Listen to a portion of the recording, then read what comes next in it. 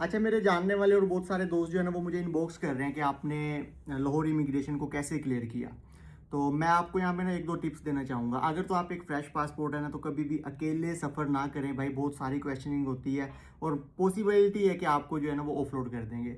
और सेकंड सबसे बड़ी रीज़न दोस्तों ये है कि अगर आपके पासपोर्ट के ऊपर ऑफलोड की स्टैंप पहले लग चुकी है ना, तो फिर मुझे लगता है कि 100% श्योरिटी है कि वो आपको एयरपोर्ट से वापस भेज देंगे। तो पहली बात तो ये, अगर ऑफलोड की स्टैंप लगी हुई है तो पहले उसका मसला रिजॉल्व करें, नया पासपोर्ट बनाएं या उस स्टैंप का कुछ करें।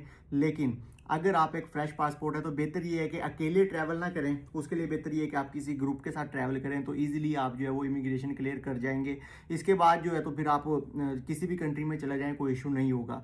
लेकिन अगर आप अकेले ट्रैवल कर रहे हैं तो फिर पॉसिबिलिटी है भाई, बहुत सारी क्वेश्चन आंसरिंग आपसे होने वाली है। अपने डॉक्यूमेंट्स आपने कंप्लीट रखने हैं। तो अगर आपको किसी डॉक्यूमेंट्स में कोई समझ नहीं आ रही है तो आप पूछ सकते हैं, लेकिन अपने डॉक्यूमेंट आपने सारे ही अपने पास रखने हैं। अपना अगर आप कोई बिजनेस वगैरह कर रहे हैं तो उसका विजिटिंग कार्ड अपने पास रखना है। अपना एनटीएन आपके पास होना चाहिए, रिटर्न टिकट आपके पास होनी चाहिए। इसके अलावा होटल्स की बुकिंग्स आपकी होनी चाहिए। और अगर आपका बंदा कोई आगे किसी सिटी में है तो उसका नंबर, उसका एड्रेस वगैरह सारा कुछ आपके पास होना चाहिए, तब आपको कोई इशू नहीं होने वाला है। लेकिन जैसे ही आप लाहौर एयरपोर्ट पे एंटर होते हैं इमिग्रेशन के लिए, वहाँ पर भाई पहले आपसे देखा जाता है, आपका कॉन्फिडेंस देखा जाता है। अगर आप में कॉन्फिडेंस भी नहीं है तो भी आपके लिए इशू होने वाले हैं। आपने जो आंसर करना है वो फ्रीक्वेंटली करना है, बिल्कुल कॉन्फिडेंस के साथ करना है कि आप एक वाकई ही जेन्युइन जो है ना वो ट्रैवलर है, फिर तो आप निकल सकते हैं। लेकिन अगर आप कहीं पे भी उनको लगता है ना कि आप में थोड़ा वो डाउट है, तो भाई फिर आप सीधे